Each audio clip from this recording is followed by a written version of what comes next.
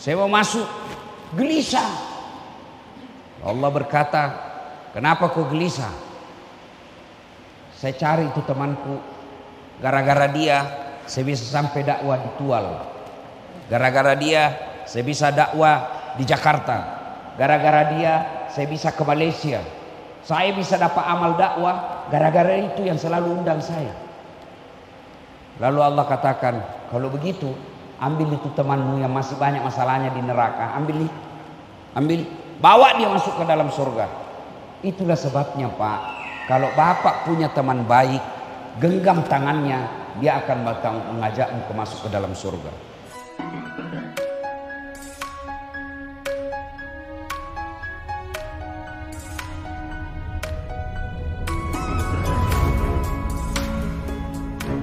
Lihat di medsos, lagi sepeda mati, ada yang lagi jogging mati, bahkan ada yang lagi selingkuh mati.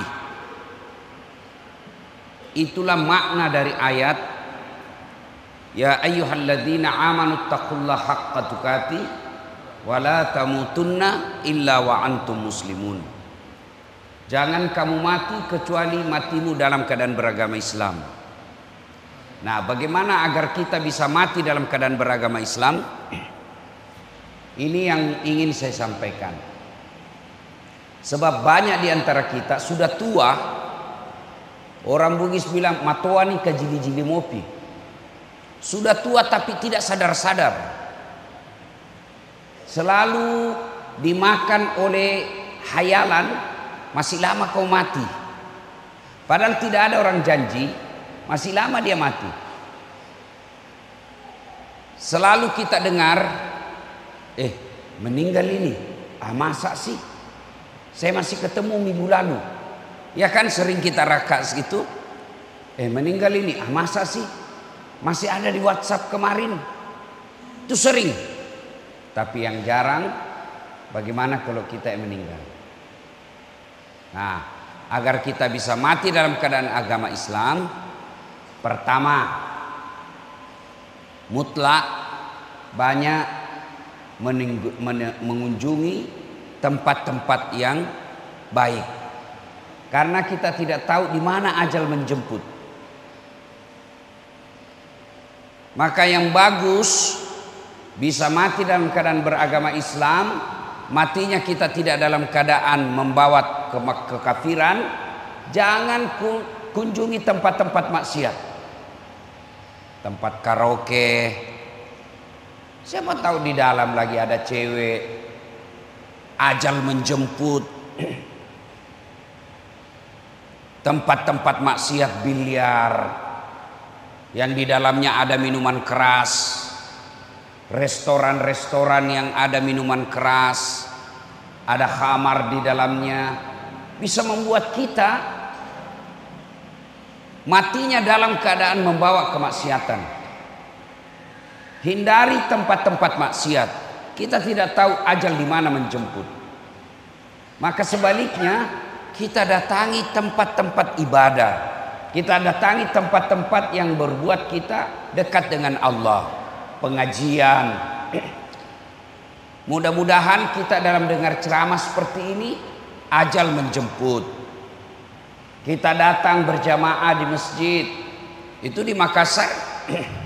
Ada orang, sahabat saya, lagi khutbah Jumat. Antara khutbah pertama khutbah kedua, dia istirahat, dah enak dia rasa, meninggal dalam keadaan khutbah. Ada juga orang yang meninggal dalam keadaan sujud. Maka saudara-saudaraku, terutama bapak-bapak ini yang sudah muka-muka sakaratil maut, ya, rajin-rajinlah ke masjid, ke tempat-tempat pengajian, mengaji. Mudah-mudahan dalam keadaan kita membaca ayat suci Al-Quran, Allah menjemput kita. Na'udzubillah min zalik.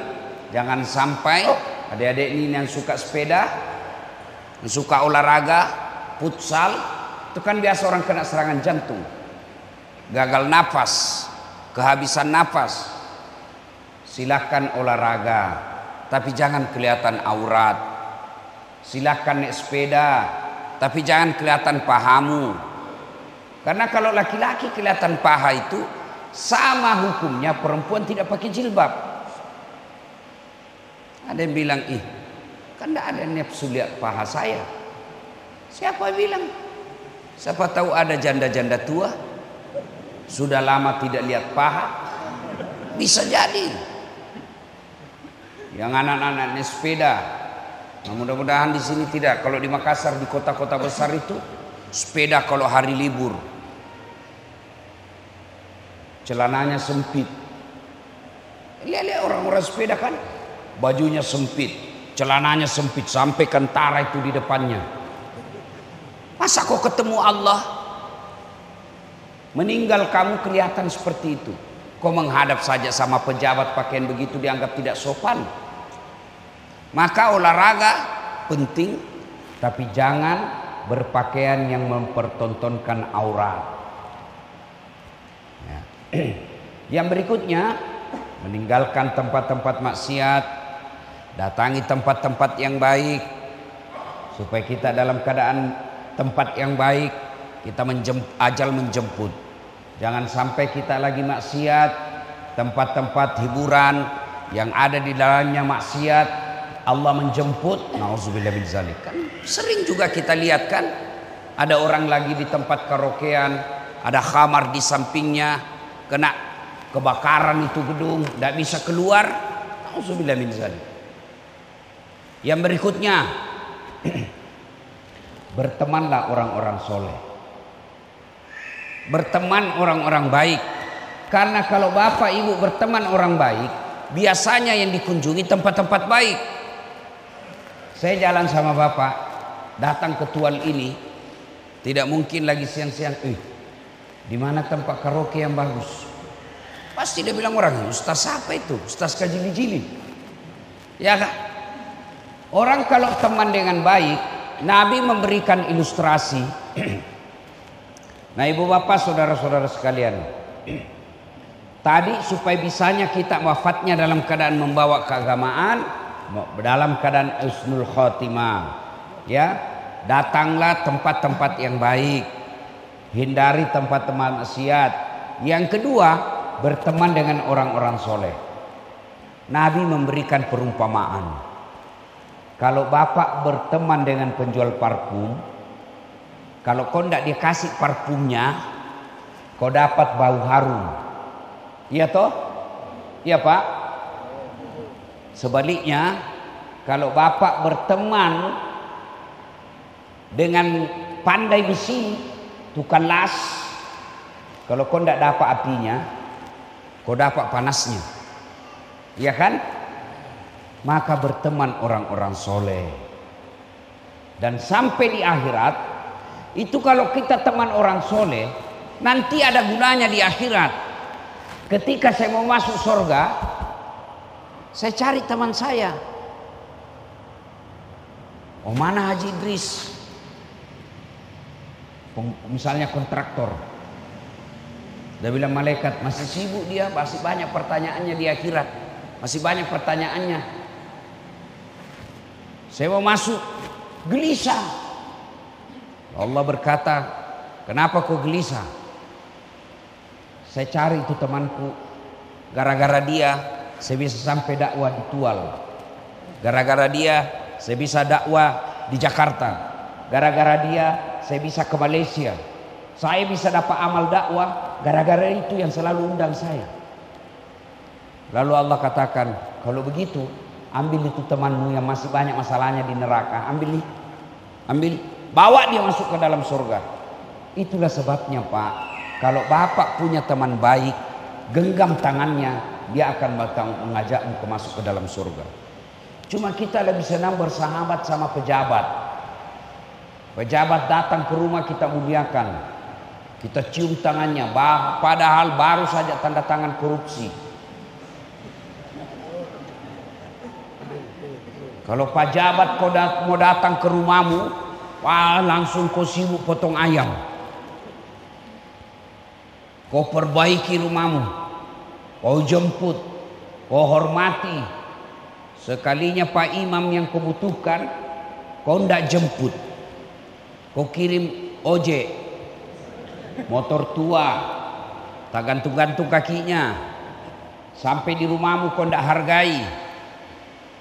1 jam dia barasanji, busa-busa kalepaknya kepanasan. Sallallahu ala Muhammad sallallahu.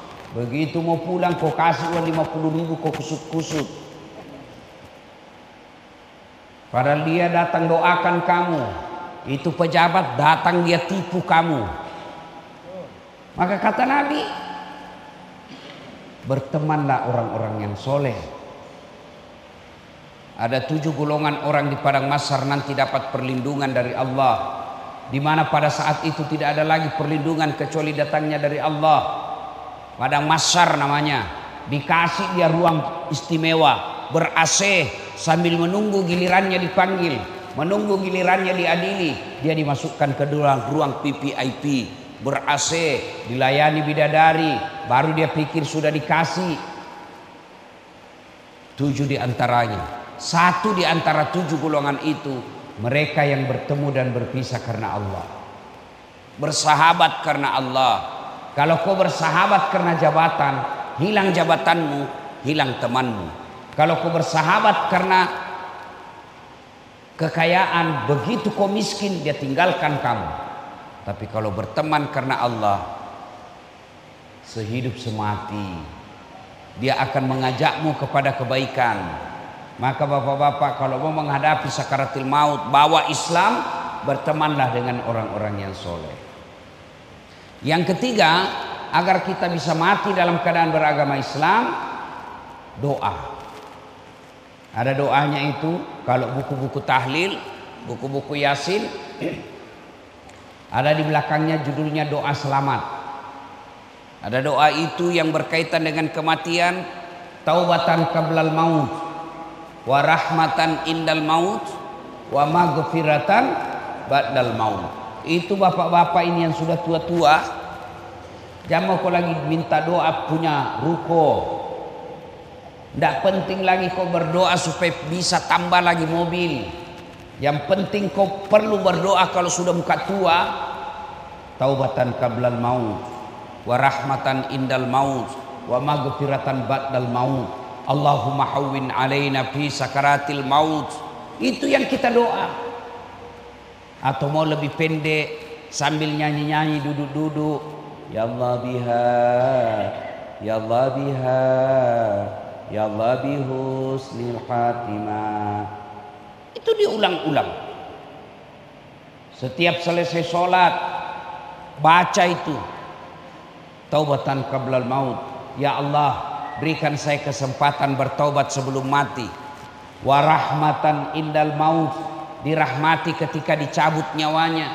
Wa maghfiratan ba'dal maut, dan diampuni setelah mati. Luar biasa ini kalau doa dikabulkan.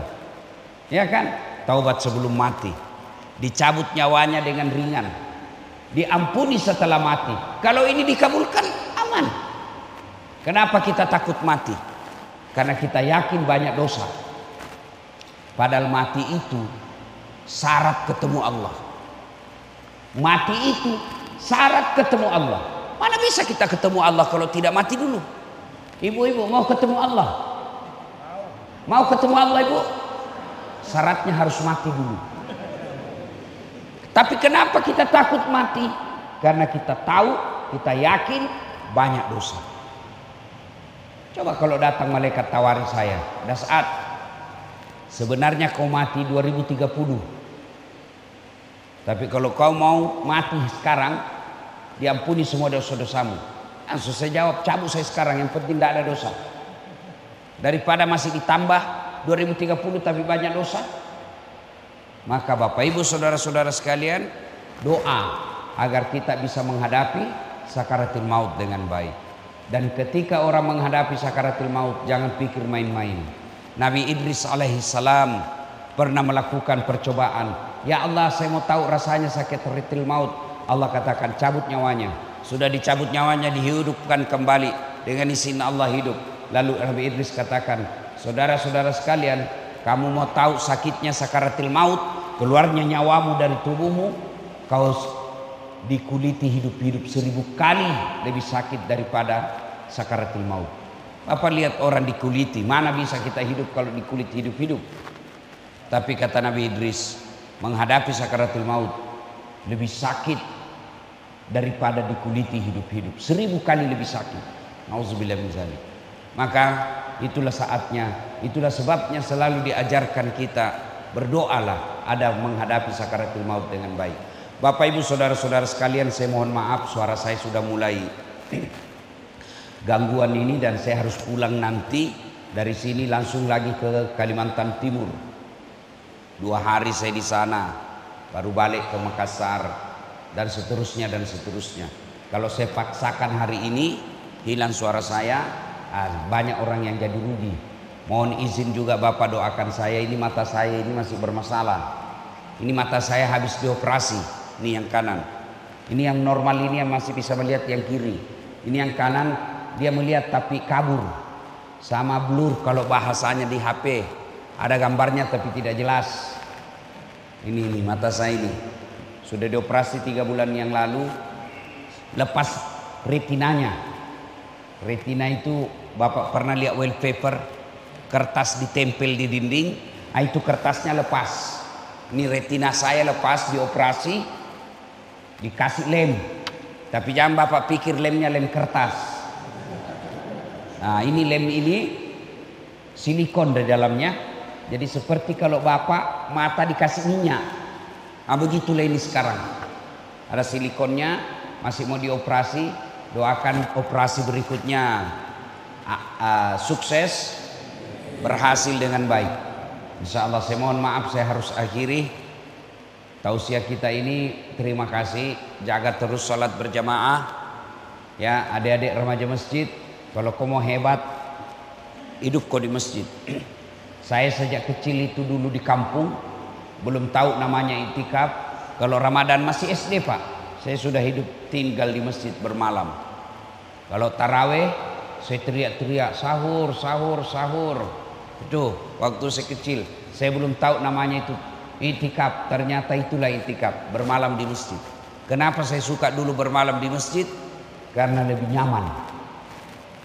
Nah adik-adik, bapak-bapak, bagus dijadikan kebiasaan. Mungkin sekali 3 bulan di masjid ini bikin sholat berjamaah. Tidak mesti Ramadan baru ada kita namanya itikaf. Itikaf boleh di luar Ramadan. Datang kita rame-rame, terutama yang sudah tua-tua, digagas oleh Pak Imam, ya, datang sholat itikaf, sholat tengah malam bareng-bareng.